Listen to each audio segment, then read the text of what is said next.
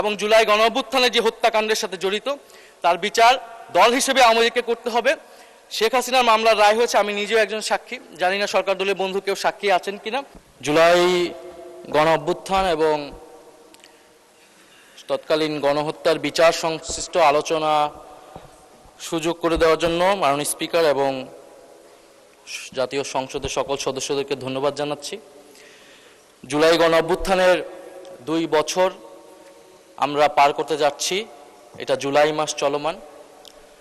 আমি জুলাই গণঅভ্যুত্থানের সকল শহীদ এবং আহত ভাই বোনদেরকে শ্রদ্ধার সাথে স্মরণ করছি এবং স্মরণ করছি জুলাই গণঅভ্যুত্থানে ছাত্র তরুণ সহ সকল পেশাজীবী মানুষ যারা অংশ নিয়েছেন, দেশে বিদেশে, রাজনৈতিক অরাজনৈতিক যারাই সেখানে ভূমিকা রেখেছেন, ত্যাগ স্বীকার করেছেন, তাদের সবাইকে আজকের এই দিনে আমি স্মরণ করছি। আজকে মাননীয় স্পিকার 14ই জুলাই, আজকের দিনটিও একটি ঐতিহাসিক দিন।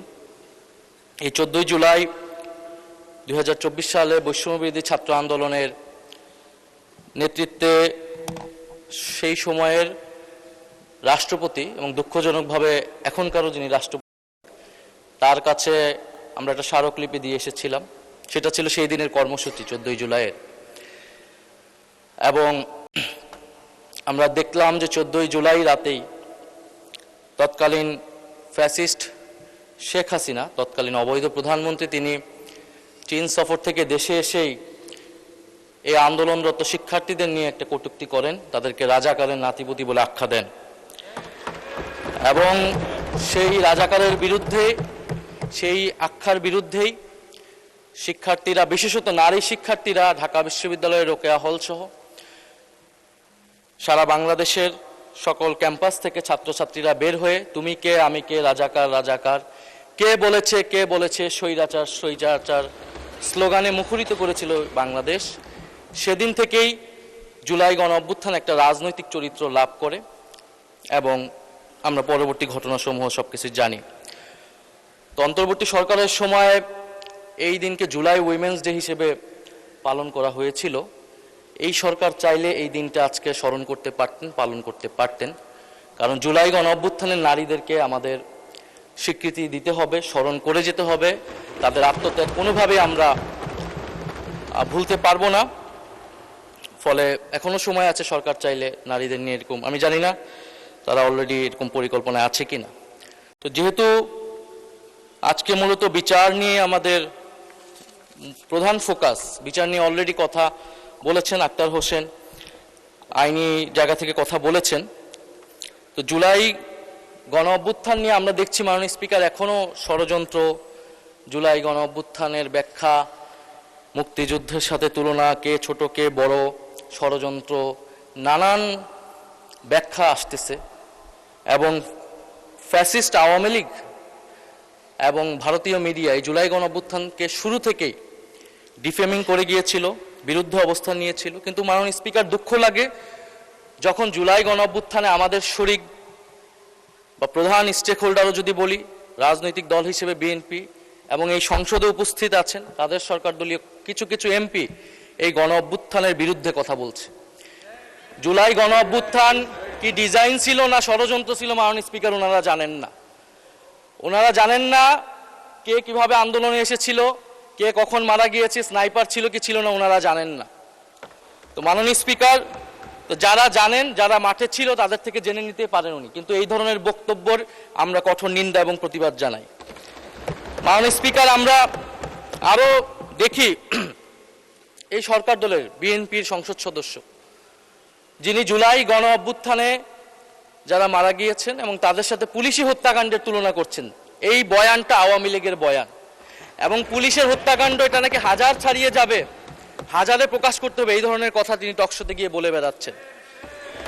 আমরা মুজিব বাহিনীর মুক্তিযোদ্ধাদের ইতিহাস জানি, সেই গল্প আজকে বলবো না মাননীয় স্পিকার। তো কথায় কথায় মুক্তিযুদ্ধকে বিকৃত করা, মুক্তিযুদ্ধের সাথে জুলাই গণ অভ্যুত্থানকে তুলনা করার ষড়যন্ত্র এবং রাজনীতি মাননীয় স্পিকার আমরা কিন্তু ঠিকমতোই বুঝি।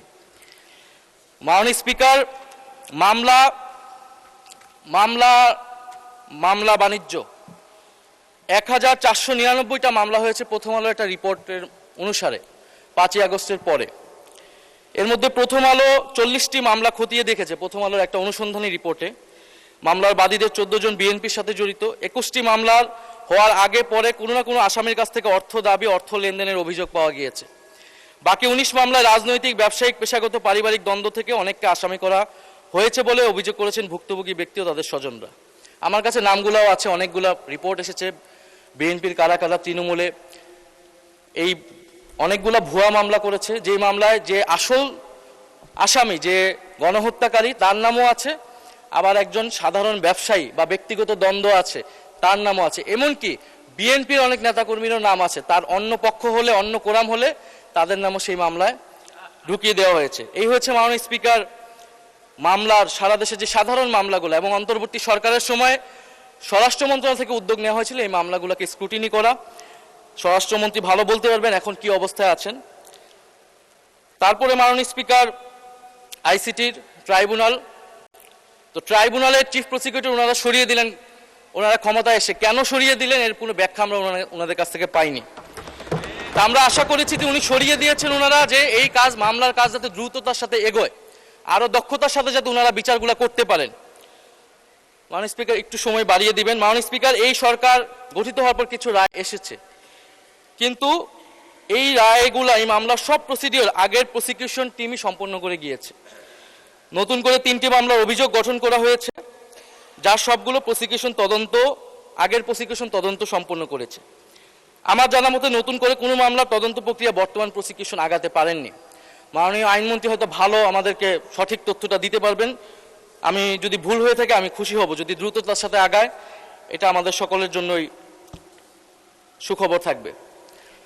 মাননীয় স্পিকার, যদি জি, আপনাকে আর 2 মিনিট বাড়িয়ে দেওয়া হলো, ধন্যবাদ। মাননীয় স্পিকার, আমাদের একজন সংসদ সদস্য বলেছেন বিরোধী দলীয়, যে এই ট্রাইব্যুনাল দিয়ে বিচার সম্পন্ন করতে হলে দক্ষ বিচারক লাগবে, ট্রাইব্যুনাল বাড়াতে হবে। অন্তর্বর্তী সরকারের বাস্তবতা আমরা জানি, সেই সময় অনেক ধরনের চাপ ছিল, সরকারের সময় নির্ধারিত ছিল না, কিন্তু এই সরকার তো 5 বছরের জন্য নির্বাচিত সরকার। ট্রাইব্যুনাল নিয়ে তাদের পরিকল্পনা কি? এই ট্রাইব্যুনাল দিয়ে এই বিচার প্রক্রিয়া সঠিকভাবে সম্পন্ন করা যাবে না সঠিক সময়ের মধ্যে। ফলে প্রসিকিউশন টিমে দক্ষ আইনজীবী নিয়োগ এবং ট্রাইব্যুনাল বাড়ানো নিয়ে সরকারের কি পরিকল্পনা আমরা জানতে চাই। মাননীয় স্পিকার, আমাদের সরকার দলীয় জোটের একজন বন্ধু, উনি অনেক কথা বললেন, অন্তর্বর্তী সরকারের দায়টায় দিলেন। তো ওনারা এখন সরকারের পার্ট, প্রতিমন্ত্রী হয়েছেন, ওনাদের আন্দোলনের ফসল। তো জুলাই নিয়ে যতটুকু কাজ মাননীয় স্পিকার অন্তর্বর্তী সরকারই এখন পর্যন্ত করেছে, সেটাই আমরা এখন পর্যন্ত আছে, কিন্তু এটা পর্যাপ্ত আমরা এটাও বলি না। কিন্তু এই সরকার এর থেকে বেশি করে তারপরে কথা বলুক যে তারা জুলাই গণঅভ্যুত্থান নিয়ে কাজ করছে। বাজেটে ভাতা দেওয়া হয়েছে, এটা অন্তর্বর্তী সরকারের সময় সিদ্ধান্ত নেওয়া, তারা এবার এটা কন্টিনিউ করেছে, যেন তাদেরকে ধন্যবাদ দিচ্ছি। জাদুঘর, সেটাও অন্তর্বর্তী সরকারের সময় উদ্যোগ নেওয়া, ট্রাইব্যুনাল বলেন, সবকিছুই। তো আমরা আশা করব এটাও পর্যাপ্ত না, ওনারা পর্যাপ্ত উদ্যোগ নেবেন, সেটা আমরা আশা করছি। মাননীয় স্পিকার, আমরা দল হিসেবে আওয়ামী লীগের বিচার চাই। ট্রাইব্যুনালে দল হিসেবে আওয়ামী লীগের বিচার করা হবে, যেই দল ইতিহাসে 2বার সুযোগ পেয়ে এদেশে গণহত্যা করেছে, এদেশে গণতন্ত্রকে হত্যা করেছে এবং এদেশের সকল প্রতিষ্ঠান ধ্বংস করেছে, লুটপাট করেছে। আমরা বাকশালের কথা জানি, ইতিহাস থেকে পড়েছি, এবং জুলাই গণঅভ্যুত্থান সহ গত 16 বছর আমরা সচক্ষে দেখেছি। এবং জুলাই গণঅভ্যুত্থানের যে হত্যাকাণ্ডের সাথে জড়িত, তার বিচার দল হিসেবে আওয়ামী লীগকে করতে হবে। শেখ হাসিনার মামলার রায় হয়েছে, আমি নিজেও একজন সাক্ষী, জানি না সরকার দলীয় বন্ধু কেউ সাক্ষী আছেন কিনা। সেই মামলার রায় কার্যকর করার জন্য দ্রুত সময়ের মধ্যে দিল্লির সাথে মাননীয় স্পিকার